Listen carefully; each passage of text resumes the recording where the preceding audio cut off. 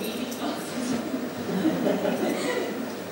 It's really, really lovely to see you all this evening. I'm just really thank you for coming and sharing in our celebration.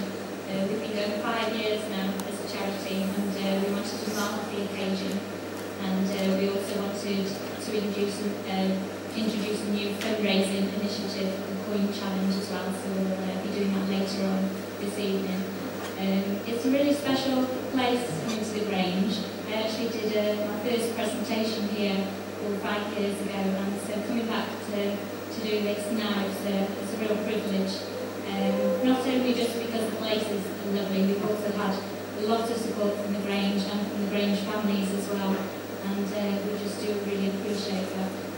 We've actually got a special event for a year starting in September as well. The head of art at the Grange is doing a special project for us, and he's going to be commissioned to do all the artwork in the holiday house. So we're really looking forward to working with him throughout the next year. We've gathered you all here tonight, as I say, because you, the lovely people who have been sponsoring us and doing all sorts of different things to help the Joshua Tree grow. And we just wanted to take this opportunity to say a huge thank you. I know I can't mention individuals because I've just been here so long, so I just wanted to let you know that we really do appreciate you. Thank you. I must admit, it's actually been quite a huge learning curve for me. I'm not a business person and I'm not used to public speaking, but over the 5 years I've actually had to do a little bit more. And one of the things which has been lovely is we've just got a lovely group of trustees behind us and advisors, and so if I haven't got the skills, then I know where to go to ask. So you know, I really feel privileged that we've got a great team behind us, so thank you. Rachel and I were fortunate to attend a seminar recently, led by David Briggs. He's Lord Lieutenant of Cheshire, and one of the initiatives he's wanting to start is to actually integrate businesses and the voluntary sector, and it was a very, very interesting seminar that we went to, and the idea is to create a skills bank, and so that the voluntary sector can actually be engaged with different businesses, and whether they do IT or marketing, and they contact the charities and they work in partnership to build on that. So we're really looking forward to that partnership, and I had a letter a couple of days ago from David, and he's asked if I can send him details of the sorts of things that we need at the Joshua Tree, and he's going to try and match us with different businesses that can help. So it's not just about money, it's about skills and talents as well. So we're really looking forward to that. It's quite difficult as a charity because we've got to be so careful with how we spend our money, and certainly with advertising and various things like that. But if we don't advertise, then people don't get to hear about us. So it's a fine balancing act. So to have companies and businesses on board that can help us, it's just it's really, really good. So we do thank you. There's definitely a lot happening, and you know, I really welcome you to have a look at all the literature that we've got at the back there, and later on trustees have got badges on, so you can come and chat to us. Hopefully you've been chatting already, but if there are any questions that you would like to ask, you know, feel free, and hopefully we can answer them for you. I'm actually going to pass on to my brother now, to Gwyn. He's a trustee of the charity, and I'd like to invite him up this evening so that I can go and sit down and relax, and he can take the rest of the evening.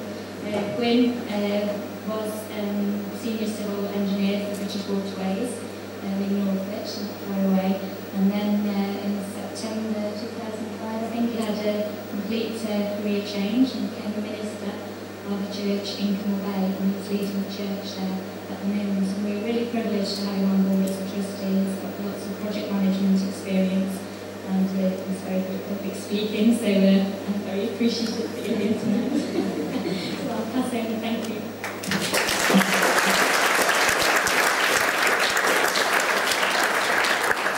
Thank you, Linda. it's my job to keep everything going so that you can have your cup of cocoa at 9 o'clock and get into bed.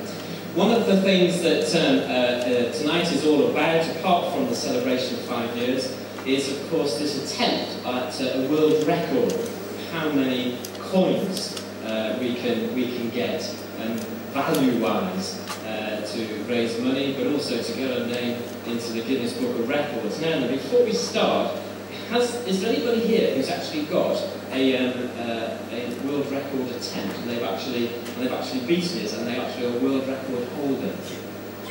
I can see so.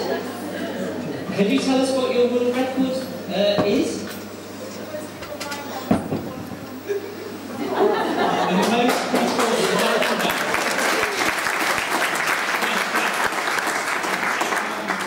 Well, I thought I'd have a look at some world record attempts that have recently been made, and I want to see if you can guess the quantity of what the world record attempt is.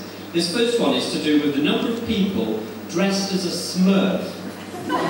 Do you remember the Smurfs? Yeah. If you're my age and older, you'll remember the Smurfs. Well, they're back again. Okay? And Sony have done this attempt, this record attempt, to just so they could make the publicity for the Smurfs. So how many people were dressed as Smurfs in a period of 24 hours across 11 countries? How many do you think? 500,000. 500,000. Do you know what? I thought it was going to be absolutely humongous. Greatest number of hops on the front wheel of a push bike without falling off? 500. How many? 500. 100. 378. The Italian guy. And the last one, and this really challenged me, okay? The heaviest man to complete a marathon. Okay, so all of us who need to lose a few, 28.5 stone. Okay? And he completed it in 9 hours and 48 minutes. In the States. Where else would that be, eh? Anyway, we're going to see that our world record attempt is probably a lot easier than some of those, unless of course you like dressing up as a Smurf, but there we go. Let me just run through the format of the evening, and then I'm going to hand over to the techies, and we're going to have our first presentation. So we're going to have our presentation about what the Joshua Tree is about and what its aims are, its primary aims. And then we've got a few guests, well you're all guests, but a few guests who have been buttonholed just to say why they're involved in the Joshua Tree. And then we're going to have a musical interlude by a band called Rumour, and I'll explain that a little later on. And then Joshua is going to give us a message, although I think it's on screen, not in person. I can't see you, Josh. But we're going to have Josh is, oh, he's up there in the balcony. Okay. Something that Adam, Big Brother Adam, has put together. And then hopefully one of our patrons, Mark Radcliffe, radio and TV presenter, will be with us later on in the evening. And as I say, we hope to finish by 9 o'clock. Okay, over to the techies.